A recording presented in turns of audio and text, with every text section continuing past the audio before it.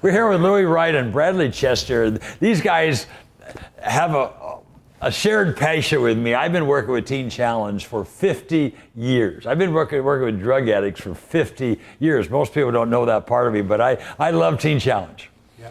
And so I really admire you two guys because you're sharing your faith, but you're sharing it with kind of the toughest of the tough, right? I mean, these are broken individuals, and you have one right beside you, right? Is this right, Bradley? Tell me that story right quick. Because you're sharing your faith, but you're second generation, right? Yeah. How did that happen?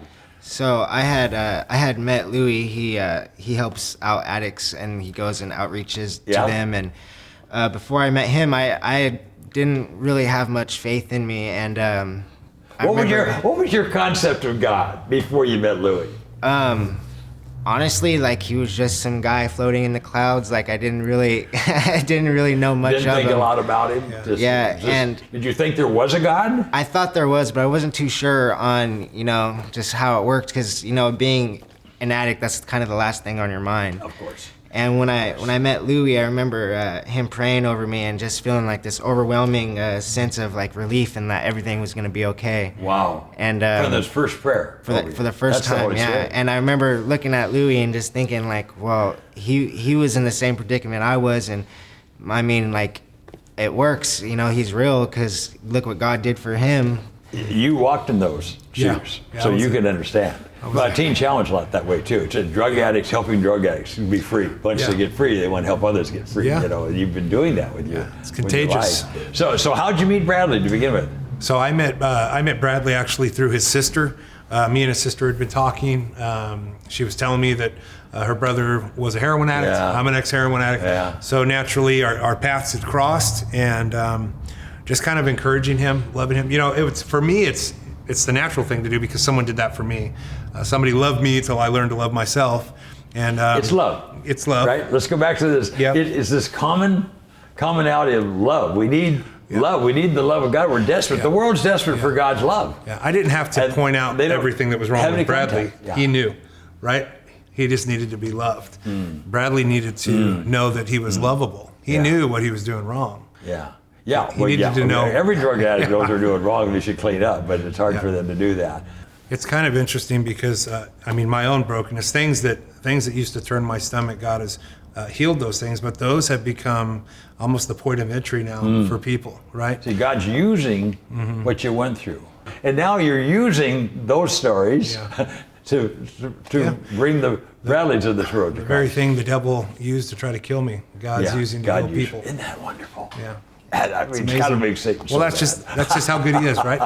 All things. Yeah. God will work all things to the good of the people who love him, right? And that means even my mistakes. Yeah. So now it's passed down. There's a mantle on you now. Yeah. And so you're passing it on. You're a second generation guy here, right here. But, just like how Louis did with me. Now, from me being homeless and being an addict on the streets, I know so many of them out there. And so now every time I see them, I get to just let them know that how much Jesus actually loves them and that there is actually, it's possible and I can be the light to them. Actually, recently I was on my lunch and I had ran into one of the guys that I was out there on the streets with, and he seen me and I bought him some food and I just started praying with him and he just started crying and I told him, it's possible, it's totally possible.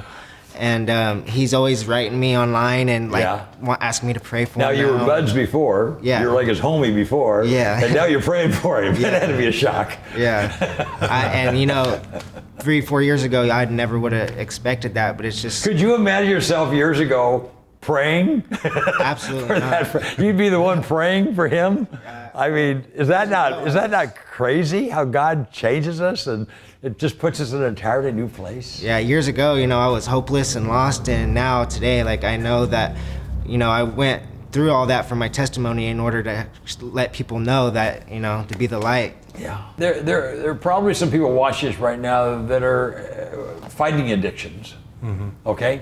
Let's speak to those people right quick. That they just can't get beyond it. They've tried, they've wept, they tried to serve God. They're in that cycle. You know what that cycle is like. You try, you can't get out of the cycle. Start with what would you say to that individual right now? There's got to be some of those adults and maybe functioning in life and people don't know it, but they have this addiction. And how do they get set free from that addiction from a spiritual standpoint, which is the only way? It's a spiritual battle. Sure. Well, I think praying for willingness, right? Because this is the deal: is God wants to set us free, absolutely, but we have to partner with His decision. He's not just going to take control of us and force us into this. We have to move our feet. And so God absolutely wants to bring healing into people's lives. He wants to bring restoration, but we have to partner with Him. And so I think a little bit of it is moving your feet. So if you need help, there's tons of places to get help. There really are. Like Teen Challenge, right? What a great organization. Great organization. It's free. You can walk in there. It's totally free. And just getting help, right? You have to move your feet. You got to really want into to, don't you? You have to. Yeah. So praying for God for the willingness to do it. Sometimes you just, and then I'm thinking of particularly individuals right now. They know the truth, but somehow they just haven't come to just saying, I'm lost. I just, you get to that place, whatever that is, different in every person's life. I think everyone finally gets to a place where they get that gift of desperation, where it's like, hey, I mean, I had no choice. When I got sober, my prayer was, God, fix me or kill me, And so for me, it's like you get to a place where you either get better or just die, right?